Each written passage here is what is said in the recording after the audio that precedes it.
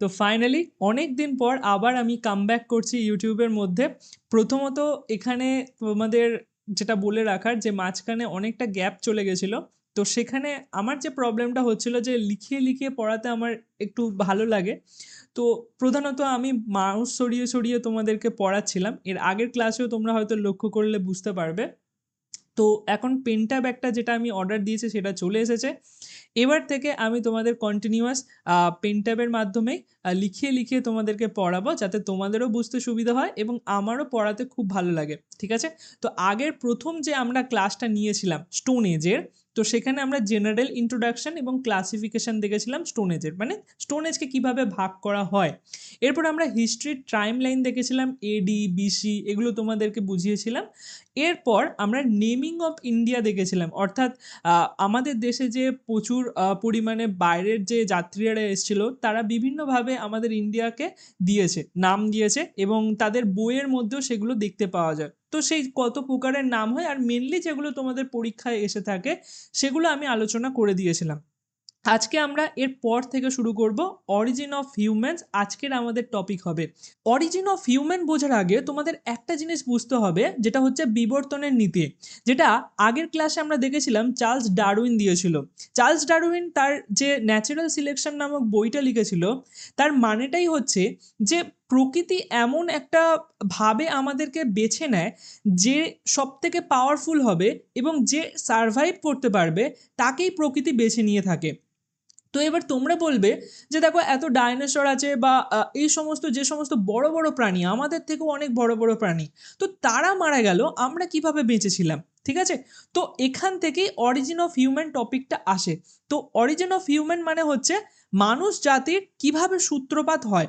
তো এখানে আমাদের বুঝতে হবে যে প্রকৃতি আমাদের সিলেক্ট করে নিয়েছে। ঠিক আছে? মানে প্রকৃতি আমাদেরকে বেছে নিয়েছে। দেখো, সব থেকে প্রথমে যদি আমরা দেখি মানব জাতির যে বিবর্তন, সেটা মানুষ আস্তে আস্তে আস্তে আস্তে ইভলভ হয়েছে। যে কোনো প্রাণী, যেমন তোমরা হয়তো সবাই শুনে থাকবে যে ডাইনোসর থেকেই এখন যে আমরা চিকেন খাই, তো সেই জিনিসটা ডাইনোসর থেকেই এসছে। তো অ্যাকচুয়ালি একটা বড় পশু থেকে কিভাবে অত ছোট পশু হলো, এটাই হচ্ছে বিবর্তন।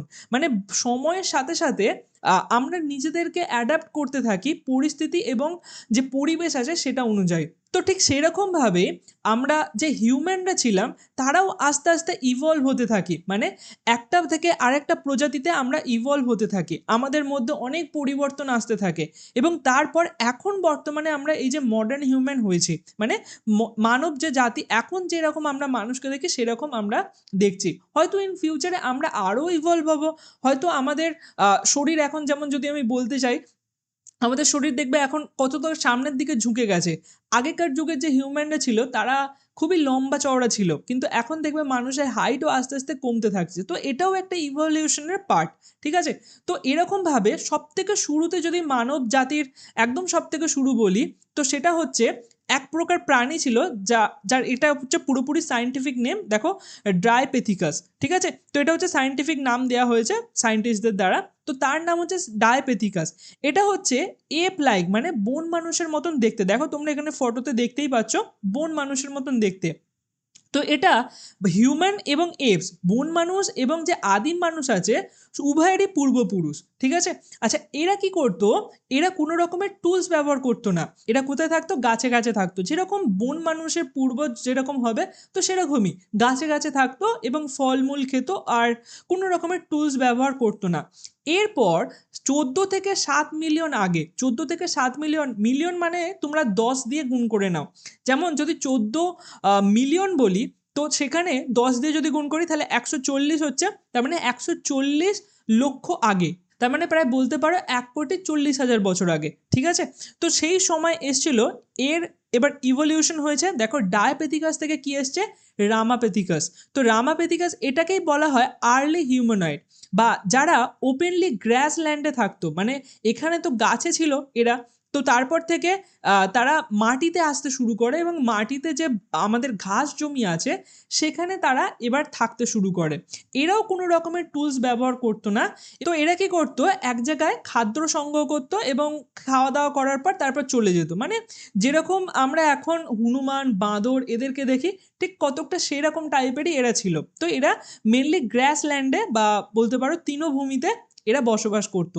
এরপরে 4 থেকে 2 মিলিয়ন বছর আগে অস্ট্রিওপ্যাথিকাস মানে এর এভলিউশন হওয়ার পর, রামাপ্যাথিকাস থেকে এভলিউশন হওয়ার পর, বিবর্তন হওয়ার পর অস্ট্রিওপ্যাথিকাস আসে।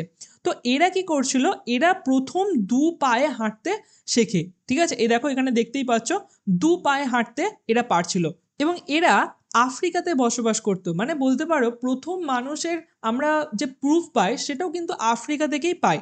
তো এরা আফ্রিকায় বসবাস করতো এবং সিম্পল যে টুলস মানে পাথরকে ভাঙলে, ধরে নাও তুমি একটা পাথরের ওপর ঘা মারলে যেরকম টুলস বেরোয় বা যেরকম ভাঙাটা বেরোয়, সেই ভাঙাটা এরা ব্যবহার করতো পশুকে মারার জন্য এবং এরাও ওই একইভাবে ফুড গ্যাদার করতো, খেত এবং চলে যেত। ঠিক আছে, এরপরে আসছি 2 থেকে 1.5 মিলিয়ন বছর আগে, সেখানে এরই বিবর্তন হয়ে হোমো হেভিলিস আসে। ঠিক আছে, হোমো হেভিলিস। তো হোমো হেভিলিস এটা খুবই ইম্পর্টেন্ট, এখান থেকে প্রশ্ন আসে যে হ্যান্ডিম্যান কাকে বলা হয়। এদেরকেই হ্যান্ডিম্যান বলা হয়। কেন? কারণ এরা প্রথমত হাতের ব্যবহার খুব ভালোভাবে দক্ষভাবে করতে পারে। ঠিক আছে, তো তাই জন্য এদেরকে হ্যান্ডিম্যান বলা হয়। এবার লক্ষ্য করো, এরাও স্টোন স্টুল ব্যবহার করছিল, কিন্তু দেখো এর থেকে এগুলো একটু ছোট প্রকৃতির, দেখতে পাচ্ছ?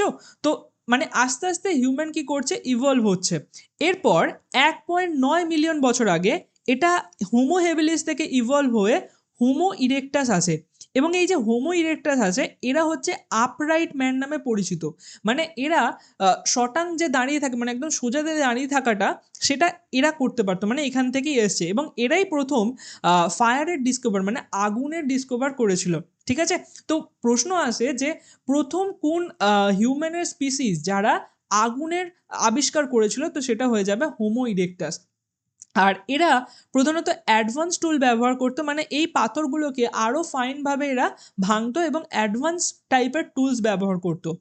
এরপর হোমো ইরেক্টাসের পর এই সময় একটা বড় পরিবর্তন আসে এনভায়রনমেন্টের মধ্যে, মানে আশপাশে বরফে পুরোপুরি ঢেকে যায়। তো এই সময় যে হিউম্যান ইভলভ হয়, তো সেটাকে নিয়ান্ডারথাল বলা হয়। ঠিক আছে, হোমো নিয়ান্ডারথাল।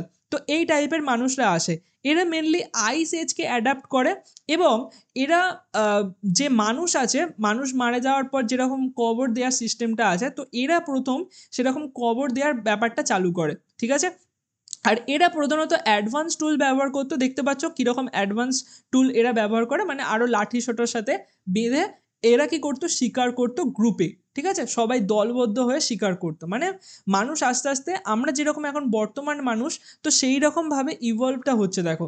এরপরে 3 লক্ষ বছর আগে বর্তমানে আমরা যে হিউম্যান স্পিসিস আছি আমাদের নাম হচ্ছে হোমোসেপিয়েন্স, আমাদের সায়েন্টিফিক নাম হচ্ছে হোমোসেপিয়েন্স। তো 3 লক্ষ বছর আগে আমরা আসি। ঠিক আছে, তো এরা কি করতো, এরা মডার্ন হিউম্যান এবং এদের ব্রেনও লার্জ ছিল। মানে ব্রেন যেটা আস্তে আস্তে ইভলভ হচ্ছে, মানে আস্তে আস্তে বিবর্তন হচ্ছে। আগে প্রথমে ছোট ব্রেন ছিল, যেমন বানরের বা হনুমানের ব্রেন কিরকম দেখবে, দেখবে ছোট, কিন্তু আমাদের ব্রেন তাদের তুলনায় তো বড়। তো আস্তে আস্তে ব্রেন ইভলভ হয়, ব্রেন বাড়তে থাকে। কেন? কারণ এই সময়ে মানুষ যেহেতু মাংসাশী হয়ে গেছিল, তো মাংস খাওয়ার পর শরীরে মাংস অনেকক্ষণ থাকে, অনেকক্ষণ হজম হয়, তো তার জন্য বেশি এনার্জি তৈরি হয় এবং যার ফলে আমাদের বেশি কাজ করতে হয় না। তো যার জন্য ব্রেন অনেকটা রেস্ট পায়, অনেকটা ফাঁকা সময় পায় এবং এই জন্যই আরও বেশি এখানে ইভলভ হয়ে গেছিলো ব্রেন। ঠিক আছে, আচ্ছা, এই সময়ে বিভিন্ন কালচার আসে, বিভিন্ন টেকনোলজি আসে, আস্তে আস্তে আমরা তো এখন যেরকম আছি। তার মানে মানুষ আস্তে আস্তে যে ইভলভ হয়েছে, এই যে মুহূর্তটা, এই মুহূর্তটা খুব স্পিডে হয়েছে। এরপর থেকে যে মানুষের বিবর্তন, এই যে 3 লক্ষ বছরের পর থেকে মানুষের বিবর্তন, সেটা খুবই স্পিডে হয়। ঠিক আছে, এবং এর আগের যে বিবর্তনগুলো দেখো সেগুলো কিন্তু খুবই স্লো প্রসেসে হচ্ছিল। এখন থেকে 3 লাখ বছর আগে আমাদের সূত্রপাত হয়। এবার আসা যাক তোমাদের মনে কি কি রাখতে হবে। দেখো, প্রথমত এখানে যেটা আমি হাইলাইট করলাম, যে হ্যান্ডিম্যান কাকে বলা হয়, আপরাইট ম্যান কোত্থেকে এসেছে, আইস এজ কি অ্যাডাপ্ট করেছিল, আর এখানে আরেকটা জিনিস যেটা ফায়ারের ইউজ, দেখো এখানে প্রথমে লেখা ছিল এই যে ফায়ারের ইউজ, এইগুলোকে তোমাদের একটুখানি ভালো করে মনে রাখতে হবে। এবার আসা যাক আরও কিছু বিষয়। দেখো, হিউম্যানের অরিজিন প্রথম খুঁজে পাওয়া যায় সেটা হচ্ছে প্রায় 7 মিলিয়ন বছর আগে, ঠিক আছে, প্রায় 7 মিলিয়ন বছর আগে। এবং কোন হিউম্যান স্পিসিস খুঁজে পাওয়া যায়? এই যে হোমো হেবিলিস আছে, এই স্পিসিসটাকে খুঁজে পাওয়া যায় কোথা থেকে? আফ্রিকা থেকে। মানে বলতে এরকম প্রশ্ন আসতে পারে যে প্রথম হিউম্যান স্পিসিস কোথায় পাওয়া যায় বা কোথায় খুঁজে পাওয়া যায়, তো আফ্রিকাতে এই হোমো হেবিলিস খুঁজে পাওয়া যায়। তো এটা হয়ে গেল ওভারঅল। আমরা ওয়ার্ল্ডের দিকে যদি দেখি, সারা ওয়ার্ল্ডের মধ্যে প্রথম হিউম্যান স্পিসিস খুঁজে পাওয়া গেছিল। এবার যদি এরকম প্রশ্ন আসে যে বলে ইন্ডিয়ার মধ্যে কোথায় প্রথম খুঁজে পাওয়া গেছিল, তো ইন্ডিয়ার মধ্যে প্রথম খুঁজেছিলেন হচ্ছে অরুণ সোনাকিয়া, ঠিক আছে। তিনি 1982 সালে প্রথম নর্মদা যে ভ্যালি আছে, নর্মদা ভ্যালি, যেটা সাধারণত এরকম ওয়েস্ট থেকে শুরু হয় এইদিকে বয় নর্মদা নদী, তো তার আশপাশের এরিয়ায় সেখানে তিনি খুঁজেছিলেন এই যে অরুণ সোনাকিয়া। এবং কোন স্পিসিসটা পাওয়া গেছিল এখান থেকে? হোমো ইরেকটাস নামক যে স্পিসিসটা, যেটা তোমাদের দেখালাম, হোমো ইরেকটাস। তো এই স্পিসিসটা পাওয়া যায় যেখান থেকে যারা প্রথম ফায়ারের ডিসকভার করেছিল, ঠিক আছে। তো এটাও মনে রাখবে যে প্রথম হিউম্যান এভিডেন্স পাওয়া যায় আফ্রিকায়। এবং যদি ইন্ডিয়ার দিক থেকে বলা যায় তাহলে প্রথম হিউম্যান এভিডেন্স হোমো ইরেকটাসে আসে, এবং সেটা কোত্থেকে পাওয়া যায়? নর্মদা ভ্যালি থেকে 1982 সালে। এবার ডাইরেক্ট আমরা প্রশ্নতে জাম্প করি। তোমরা একবার ভালো করে এই স্লাইডটাকে পজ করে পড়ে নাও এবং তারপর আমরা এক এক করে প্রশ্নগুলো করব। দেখো, প্রশ্নগুলো খুবই সহজ আসে, তোমরা যদি এই পুরো স্লাইডটাকে ভালো করে মনে রেখে দাও। বেশি কিছু মনে রাখার দরকার নেই, জাস্ট এই যে যেগুলো যেগুলো তোমাদেরকে হাইলাইট করে দেখালাম সেগুলো মনে রাখলেই হবে। দেখো, প্রথম কি বলছে যে ফসিলস, ইন্ডিয়ার মধ্যে যে ফসিলসটা ডিসকভার হয়েছিল, ঠিক আছে, হোমো ইরেকটাসে, সেটা কোথা থেকে হয়েছিল? আমরা এই সবই পড়লাম।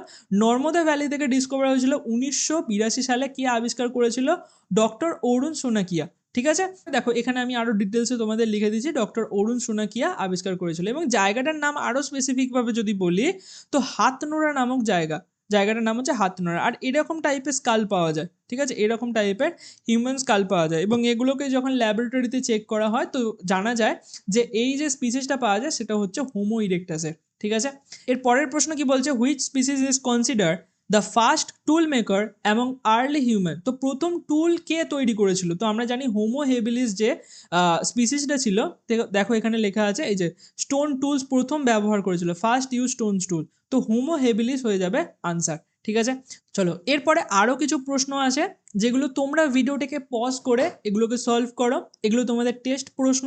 তো এরপর আমি তোমাদের আনসার বলে দিচ্ছি। দেখো, প্রথম কি বলছে? Which species is associated with Isis. তো আইসিসের জানি আমরা নিয়েন্ডারথ্যালেন্সিস, তো এই যে স্পিসিসটা আছে সেটা। এরপরে কি বলছে? যে which species used advance tools or clothes, মানে প্রথম জামা কাপড় পরতো এবং অ্যাডভান্স টুলস ব্যবহার করতো কোন স্পিসিস? তো আমরা জানি যে আইসিসের সময় যে টুলসগুলো ব্যবহার করা হতো সেগুলো খুবই অ্যাডভান্স ছিল এবং তারা সাধারণত ক্লোথস পরতো। তো এখানেও অপশন হয়ে যাবে নিয়েন্ডারথ্যালেন্সিস। এর পরের প্রশ্ন কি বলছে? Which species first control fire. তো ফায়ার প্রথম কন্ট্রোল করেছিল কে? তোমাদের বলেছিলাম যে এটা প্রশ্নটা আসতে পারে, তো হোমো ইরেকটাস হয়ে যাবে। এরপরে হ্যান্ডিম্যান কাকে বলা হয়েছিল? হ্যান্ডিম্যান হচ্ছে আমাদের হোমো হেবিলিস যেটা, সেটাকে হ্যান্ডিম্যান বলা হয়। তো এরপরে আরও প্রশ্ন আছে, এগুলোকেও তোমরা পজ করে আগে সলভ করো। প্রথম কি বলছে? Which of the following correctly match the species it's কি ডেভেলপমেন্ট। মানে আমাদের এখানে সাজাতে হবে যে কোনটা কার সাথে পারফেক্টলি ম্যাচ হচ্ছে। প্রথমে বলছে ডায়োপ্যাথিকাস। তো ডায়োপ্যাথিকাস একদম প্রথমের যে স্পিসিসটা ছিল, এপস যাকে বলা হয়, তো সেটা। তো তারা তো ফায়ারের ইউজ জানতো না, ফায়ারের ইউজ আমরা এই সবই পড়লাম, হোমো ইরেকটাস করেছিল, তো তার মানে এটা হবে না। এরপরে বলছে হোমো হেবিলিস, তো তাকে কি হ্যান্ডিম্যান বলা হয়? একদম, আমরা এটা পড়েছি যে হোমো হেবিলিস যেটা আছে তাকেই হ্যান্ডিম্যান বলা হয়। এরপরে বলছে which of the following pair is not correctly match, মানে কোনটা কারেক্টলি ম্যাচ করছে না সেটা আমাদের খুঁজতে হবে। তো প্রথমে বলছে ডায়োপ্যাথিকাস, তো আমরা এই সবই পড়লাম যে এটা হচ্ছে এপস লাইক, মানে বন মানুষের মতন, ঠিক আছে, সব থেকে প্রথম যে স্পিসিসটা আমাদের হিউম্যানের। এরপর হচ্ছে রামাপ্যাথিকাস, তো হ্যাঁ আমরা এটাও জানি যে প্রথমে তো তারা গাছে থাকতো, তারপরে গ্রাসল্যান্ডে নেমে এসেছিল, তো সেটা হচ্ছে রামাপ্যাথিকাস।